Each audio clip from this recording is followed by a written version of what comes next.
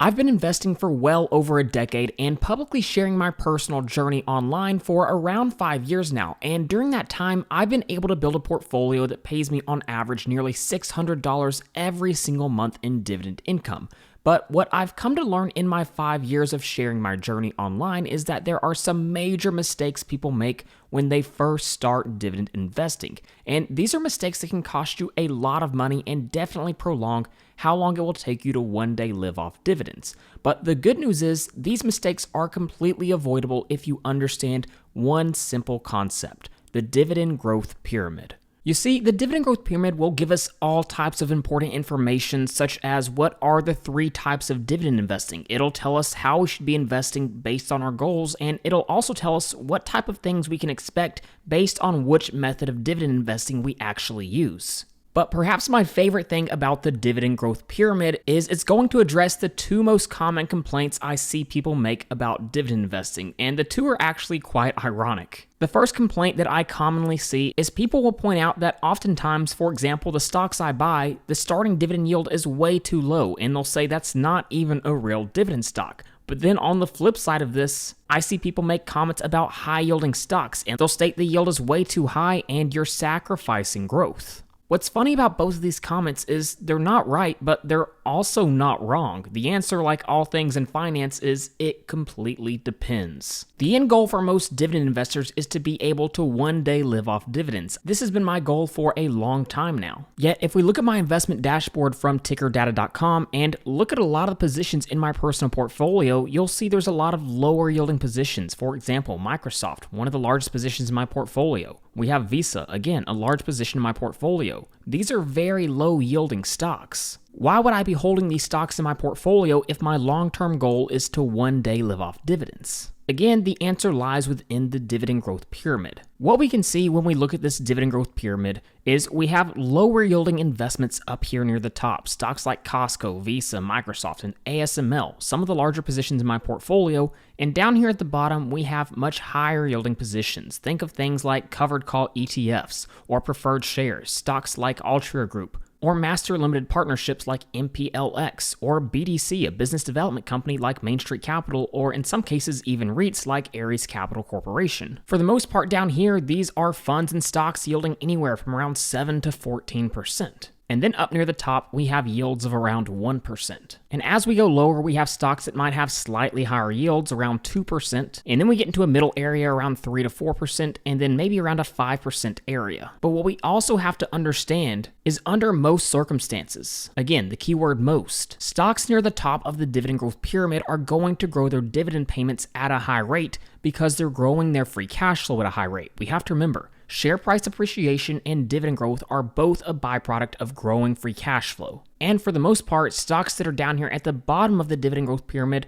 typically aren't going to grow their dividend at quite as high of a rate. So what does this mean for us? How do we decide where on the dividend growth pyramid we should be investing? Well, I'm so glad you asked, because that's one of the most important things you have to define for yourself as a dividend investor. Now, generally speaking, there's 3 different types of dividend investing. There's high yield dividend investing. This is for people looking to maximize dividend income right now. You're looking for yield right now. We also have dividend growth investing. This is for investors looking to maximize dividend income and returns over the long term. And then not talked about as frequently, but there is defensive dividend investing, essentially for investors seeking capital preservation and very low risk. But really, the 2 main are going to be dividend growth and high yield. So again, how do we decide which of these we should be? What's interesting is even if we both have the same goal of one day living off dividends, depending on where you are in your journey, whether you focus on high yield or dividend growth depends on a few different factors. What we can see charted out here in the red is the monthly dividend payments from a dividend growth stock, and in the blue is going to be a high yield dividend stock monthly dividend payments. And in this scenario, we're looking at a lump sum investment with no dividend reinvestment. So what do we see? Well, to start off, the high yielding investment starts out paying more in dividends because of that high starting dividend yield. And look at the time frames right here we have charted out: 2030, 2035, 2040, 45, 2050. So what we can see in this simple model that I put together, for about the first 12 years, high-yielding dividend stocks in this scenario would pay out more than dividend growth stocks. But right here, over the long term, as these dividend growth stocks continue to pay out more in dividends every single year, dividend growth stocks, again, will pay out more in dividends over the long term. This is such an important concept to understand, and it seems a little counterintuitive at first. But if you can understand this simple concept, you will be so far ahead of most people who claim to be dividend investors. So again, here's the model we looked at without the notes. We're assuming lump sum, no dividend reinvestment, so dividend growth right here. This is the point at which it surpasses the high-yielding investment. But again, this is a scenario where we don't reinvest dividends. The argument high-yield investors will make, and rightly so, is what if we do reinvest those dividends? That is a great point. Well, assuming we do reinvest dividends, high yield can stay above dividend growth stocks for longer, but eventually dividend growth still does surpass those higher yielding stocks. Now, the other thing we have to keep in mind, if you're focusing on high yield, in a lot of cases, you're probably wanting to use those dividends to live off of, which therefore means that you're not going to be reinvesting those dividends. And here's a quick example that I actually put together back in February of this year. At the time, I was looking at Domino's Pizza versus AT&T and analyzing not dividend yield, but yield on cost. At the time I was researching this, AT&T had a starting dividend yield in 2015 of 4.2%. That's a decent starting dividend yield. It would probably be somewhere around right here in the dividend growth pyramid. But if we look in 2025, AT&T's yield on cost was just 3.21%, meaning you're now getting paid less in dividends every single year. In other words, their dividend was not completely sustainable. But let's compare this to Domino's Pizza. Domino's Pizza had a yield in 2015 of about 0.98%, so less than 1%. But the time I put this together back in February, Domino's yield on cost had jumped all the way up to close to 6% at 5.95%. In fact, if we go ahead and jump over to Seeking Alpha and look at what that 10-year yield on cost is now for Domino's, here's what we can see.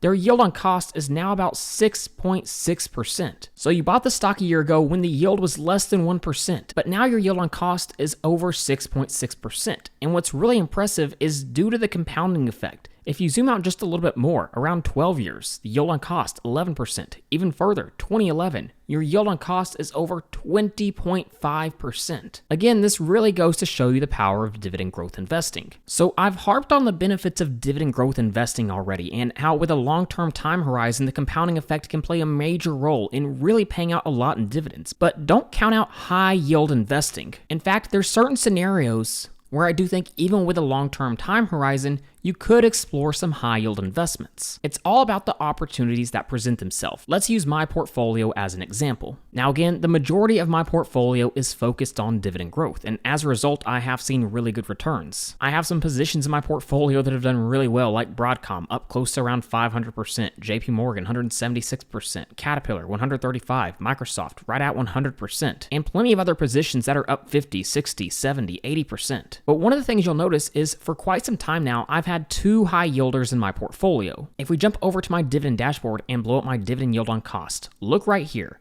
My EPD position has a yield on cost of 9.39% and Altria position, a yield on cost of 9.27%. Why would I buy these two positions if they're not technically where you'd expect me to be in the dividend growth pyramid? Well, again, the dividend growth pyramid is a great reference point, but there's always going to be some exceptions. For example, I've been making videos on Altria Group for years now, and of course, like always, I'm completely transparent. I talk about when I'm buying and when I'm selling, and you can see this video from around 2 to 3 years ago. And in this video, I show how Altria Group looks pretty clearly undervalued. At the time, Altria was trading around the low 40s section, so it was around somewhere in this range right here. But because I was able to buy in at a great valuation, because Altria continues to grow their dividend payouts at a healthy rate of around 4 to 5% every single year, I've truly been able to get the best of both worlds. I've seen share price appreciation, I've seen solid dividend growth, and of course, I was able to buy in at a very nice starting dividend yield. And of course, over the last year, Altria has now seen market-beating total returns at around 38%.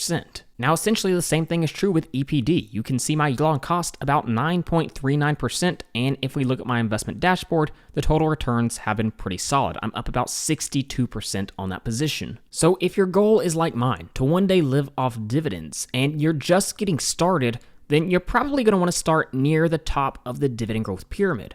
But if you're closer to actually living off dividends, you're going to want to be looking for investment opportunities down in this area. Which reminds me, I've been working on something really exciting since the beginning of this year. And this is something you're not going to want to miss over on Dividendology.com, link in the description. I've been publicly sharing my personal portfolio for years now, and that's not going to change, and I'm really happy with the results. But there's two huge problems. Number one, the way I invest depends on where I am on the dividend growth pyramid, and it's pretty likely you're not in the same area. And number two, if you're trying to build a high dividend growth or even a high yield portfolio, the way you do it would be very different than what my portfolio currently looks like, and that's due to things like valuation, and of course, because of what my personal goals are right now with my portfolio. So what I've decided to do is to launch 2 real money model portfolios here in just a few weeks. We're going to be building a real money dividend growth portfolio from scratch, and we're going to be building a real money high yield portfolio from scratch. I'm not going to be featuring these 2 portfolios on the YouTube channel. It's only going to be over on Dividendology.com, so be sure to check it out at the link in the description so you don't miss anything. Along with this, I've invested a lot of time and capital into what I'm calling the Dividendology Database.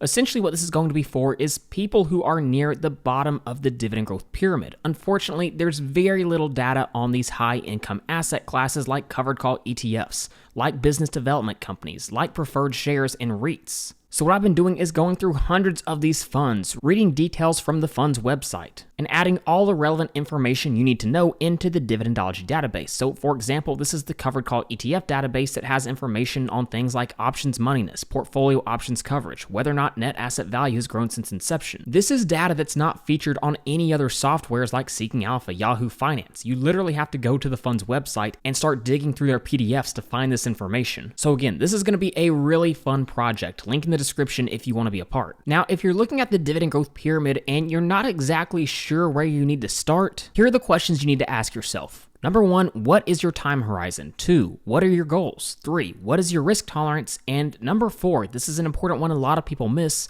what is your strategy for adjusting your portfolio over time? Because if you're really trying to live off dividends as fast as possible, yes, you'll start near the top of the dividend growth pyramid, but as time goes on, you'll gradually start to drift lower and lower into the dividend growth pyramid, and again, this will help you live off dividends faster. So yes, the majority of my portfolio is focused on dividend growth stocks, and right now it pays me about $585 on average every month, or a little over $7,000 a year, but the reality is that could be a much higher number if I focused on investment opportunities near at the bottom of the dividend growth pyramid. But what we know is over the long term, dividend growth does have the ability to pay out more than dividends. But with my long-term goal being to one day live off dividends, there's no doubt I'll start to focus on higher yielding investments as I get further along in my journey. And along the way, there will certainly be some rare opportunities to buy high-yielding stocks at great valuations, which is one of my favorite things to do. So go ahead and comment down below where you are in the dividend growth pyramid. And again, if you want to be a part of what I'm building over on Dividendology.com, then you definitely need to check it out at the link in the description. I'll go ahead and throw a QR code up here for just a moment if you're watching on a different device so that you can scan it with your phone. The launch of the model portfolios is in just a few weeks. And then, of course, like always, if you'd like to download my automated portfolio spreadsheet or also get access to the ticker data add-on in Google Sheets that allows you to automatically import stock financials straight into your spreadsheet,